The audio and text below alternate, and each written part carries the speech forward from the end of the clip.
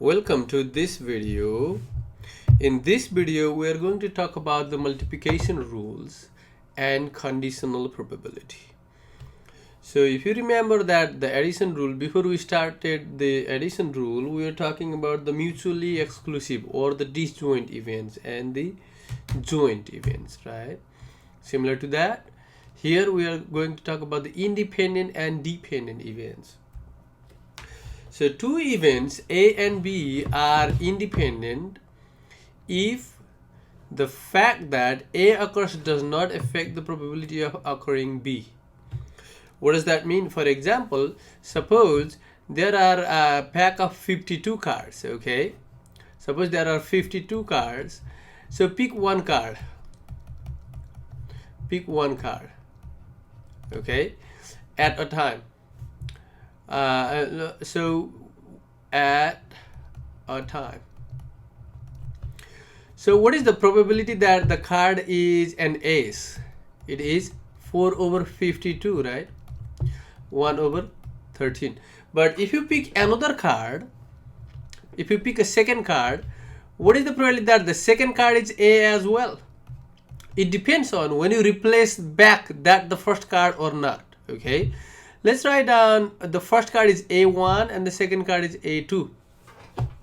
So from a pack of 52 cards, if you pick one card and if you replace the card back and if you pick the second card, the probability that the second card is also an ace is also 4 over 52 because nothing has been changed since you replace back the card. So there are the total number of cards is 52 and then total number of ace in that pack is 4, still 4, right? But so here the probability does not change, right? In the first card and the second card the probability does not change because you are replacing back. That's why if the fact that the event A occur does not affect the probability of B occurring, okay? In case of the replacing back, the probability does not change. But if you do not replace back, the probability of the A in the second card will be different from the probability of the ace in the first card, okay? So let us give some examples and the formula for the independent events, okay, and the multiplication rule, okay. When two events are independent, the probability of both occurring is PA and B, and it is given by PA times PB. But make sure that the events must be independent to each other, okay. The events must be independent to each other. Let us do the first example. A coin is flipped and a die is rolled. So when you flip a coin and when you roll a dice, then the outcome in the coin does not affect the outcome in the dice, and the outcome in the dice does not affect the outcome in the coin because they are independent to each other, okay. So find the probability of getting a head on the coin and a 4 on the die. So what are you trying to do is head on the coin and 4 on the dice, okay. So the outcome head and outcome 4, they are outcome of the two separate trials, right?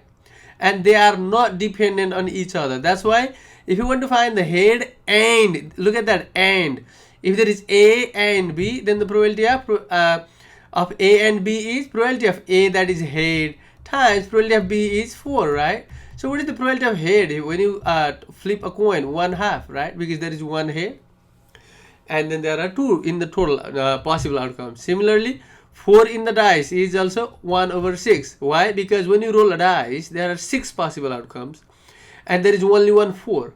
So what is the probability of getting a 4? Meaning 1, the total number of favorable cases divided by the total number of cases, 1 out of 6. That will give you 1 over 12. Okay, so let us go over example number 2. A card is drawn from a deck and replaced. See, it is replaced back. Then a second card is drawn. Okay, find the probability of getting a queen and then an ace. So what you want to find out is queen and ace, right? Are they dependent or independent? They are independent. Why? Because you are replacing back. You pick one card and then look at the record, what is your outcome, and replace it back, and then pick the second card. When you replace it back, the scenario for the second card, pulling the second card, is exactly the same as the scenario of this pulling this first card, right? Because when you pull the first card, there were 52 cards in total, right? And when you replace back and then pull the second card, there are 52 cards in total. So there is nothing changed, right? So they are independent, meaning that to find out the probability of AND in the independent events, you just multiply the first times the second, right? What is the probability of queen? How many queens are there in a pack of cards, in the deck of 52 cards? 4 queens out of 52 times how many ace? 4 ace out of 52. If you simplify that, you will get 1 over 13 times 1 over 13, that is 1 over 169. And if you divide it, what do you get? You will get 1 over 169 is basically 1 over 169 is 0.00591. 0.00591. Is it likely? No, right? Because it is very small probability. So it is unlikely to happen. It is very unlikely to happen because the probability is very small. Alright. Example number 3. So in example number 3, this product rule or the multiplication rule of the probability can be extended to any number of events. If they are independent to each other, then you can do, if they are like A and B and C, then you can do PA times PB times PC. You can do that way too. That is what the example 3 is. Let us read this example 3. It is reported that 72% of working women use computers at work. What does that mean? Let's say U stands for use computer. Use computer. Okay. Then probability of a woman using computer is 72%. That means 0.72. That's what it is given. Okay. Choose 3 working women. You are picking 3 working women at random. Find the probability that all 3 use computer in their job. So how do I find out that? Is probability that one woman use computer is 0.72. All 3 women use computer is P, the first use computer, times the second use computer, times the third use computer, right? So that will be P, U and U and U is equals to probability of U times probability of U times the probability of U, right? So if you pick 3 different women and then they are independent, right? Because the chance that the first woman use computer does not depend on the chance that the second woman use computer, does not depend that the chance that the third woman use computer. So how do you find out that? It's 0.72 times 0.72 times 0.72. If you multiply that, you will get 0.72 to the third. Okay, so you can use calculator to find out the final answer there. Second question is the probability that at least one does not use computer. What do you mean by that?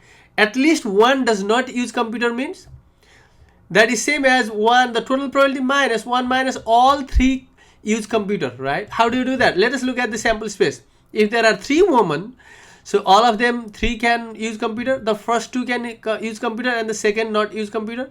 First use computer, second not use computer, third use computer, not using computer, use computer, and then what is the next? You can do N and U, right? Not use, and then use, N, U, and then U, N, right? And then not use. What does this question say? At least one does not use computer means you should add all the probability that has U in it, right? Not use computer, not use. There are 3 people not using, U stands for using, okay? So N stands for not using computer. There are 3 people not using computer. You count that because it says at least one should not use computer to find this probability, right? This one. Look at that. All of these groups have at least one person not using computer because there is at least one N. So how do I find out this? Is you find out the total probability minus subtract the probability of the all using computer. That's what it is doing. Probability at least one does not use means 1 minus probability that all use computer. See, you subtract this part from the total one. That is 1 minus 0.72 to the third because all use computer is U. The probability is 0.72 to the third, and you use calculator to find out the final answer. Okay, so what do you get? Basically you get 1 minus 0.72 to the third. So 1 minus 0.72 to the third is 0.6268. 0.6268. That's what you get. Okay, for this problem. Example number 4. If 25% of the US federal prison inmates are not US citizen, okay, so meaning probability that the question is given that the probability that, so what is given there is probability that one US citizen, if you pick an inmate, then he is not US citizen, is non-citizen of the inmates. Non-citizen inmates, NCI, that's what I denoted, is 0.25. Because 25% of the US federal prison inmates are not US citizen, meaning the probability of non-citizen inmate is 0.25. Find the probability that 2 randomly selected federal prison inmates will not be US citizens. So what does it say is you pick 2 people. So first people, so P1 and P2 are not US citizen is, this is same as probability of P1 not US citizen times probability of P2 not US citizen. They are independent, because if you pick 2 inmates independently, if you pick just randomly pick 2 inmates, then both of them can be non-US citizen, both of them can be US citizen, so they are not dependent on each other, right? That's why.